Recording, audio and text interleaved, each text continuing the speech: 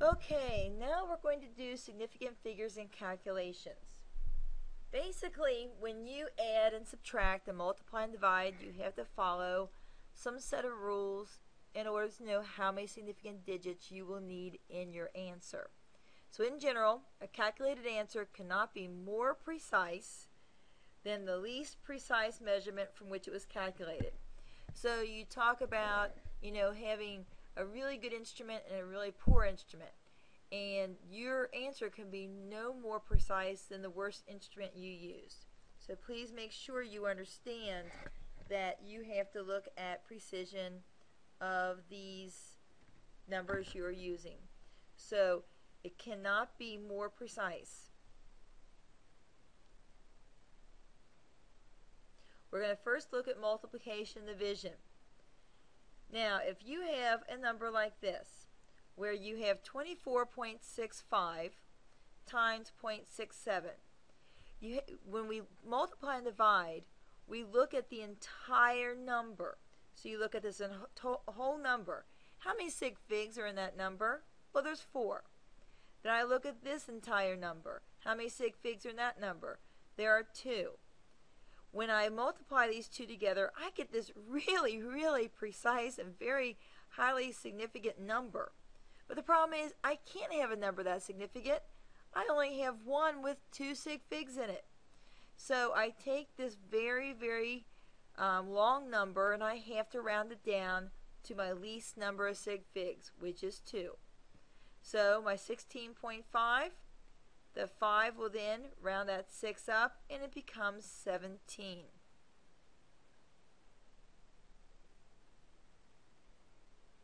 So let's look at this.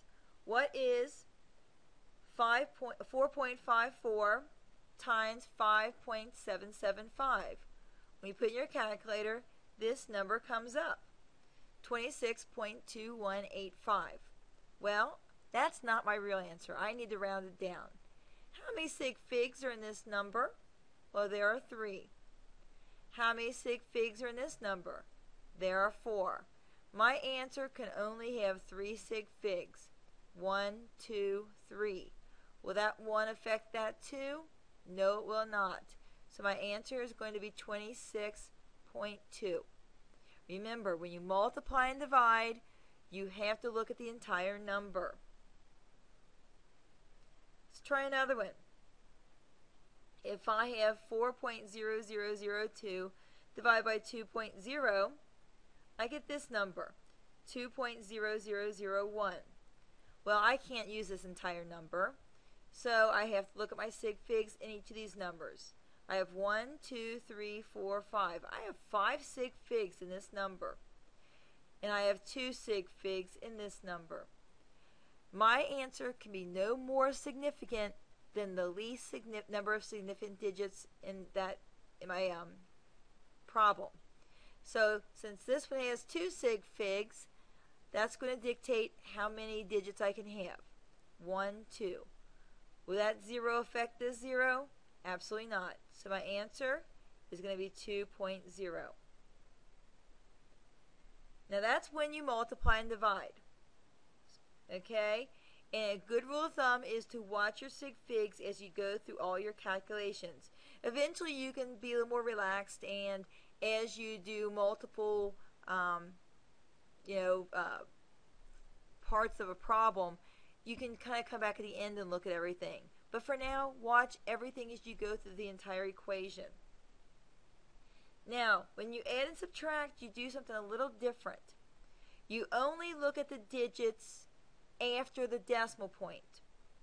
For example, this number 2.045 has 3 sig figs after the decimal point.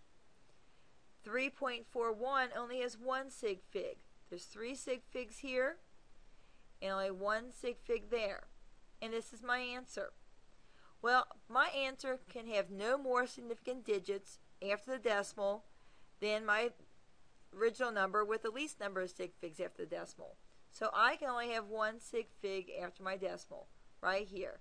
Will that 4 affect that 1? No, it will not. My answer is 36.1. This 1 digit after the decimal will dictate how many digits I can have.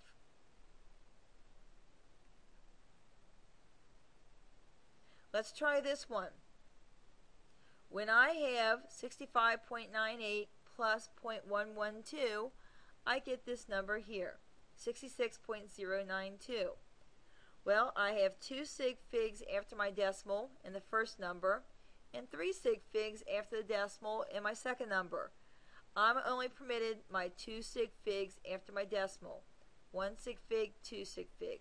Will that 2 affect that 9? No, it will not. So my answer is 66.09. 2 sig figs after the decimal. Another one. Let's do a subtraction this time. 89.224 minus 41, and it comes 48.224. I have 3 sig figs after my decimal in this first number. I have no sig figs after my decimal on this number, so I am not permitted to have any sig figs after my decimal. Will this 2 affect that 8? No, it will not. So my answer is 48.